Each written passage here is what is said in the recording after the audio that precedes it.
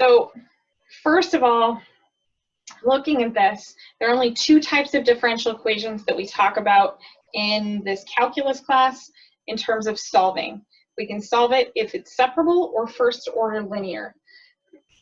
Looking at this, I know that it's first order because I've got a y prime, but it's not linear because that y is stuck inside of a cosine.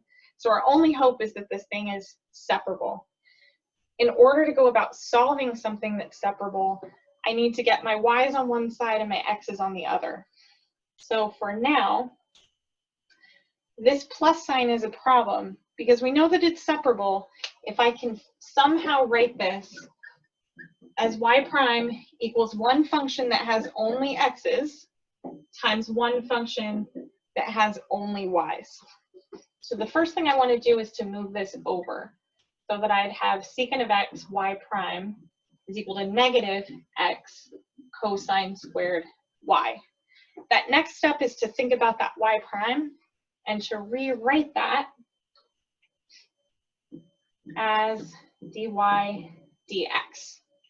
Now I can go ahead and know that my y's are going to have to be on my left-hand side and the x's will need to be on the right. So I'm going to divide by cosine squared y and end up with 1 over cosine squared y dy. And I'm going to divide by a secant of x. So I would have negative x over secant of x dx.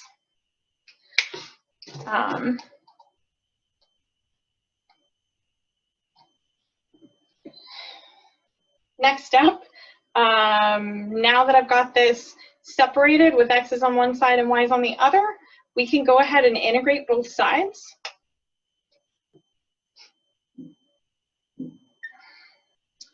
And on the left-hand side, if I needed to finish off this integral, it's probably helpful to think about that 1 over cosine really as being secant. So this turns into the integral of secant squared y dy, which hopefully we recognize this is the derivative of tangent.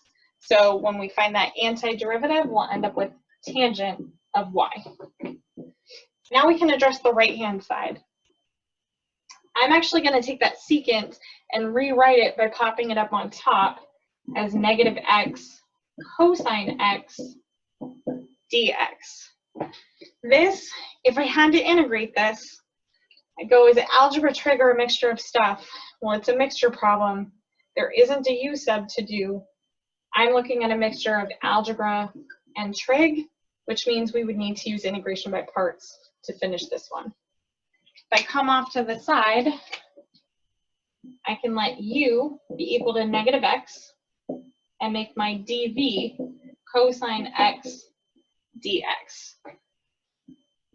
So finding the antiderivative of cosine, I'm going to get positive sine, and taking the derivative of negative x, I'd end up with negative dx. So on the right-hand side, I've got u times v, negative x sine of x, minus the integral of v du, sine of x times that negative dx. So I'll call that a negative dx. And finishing off this part of the integral, looking at tangent of y is equal to negative x sine of x. And the antiderivative of sine is negative cosine. Plus a constant. And finally, if I wanted to get that y by itself, I could say that y is equal to tangent inverse of all of that, negative x sine of x minus cosine of x plus a constant.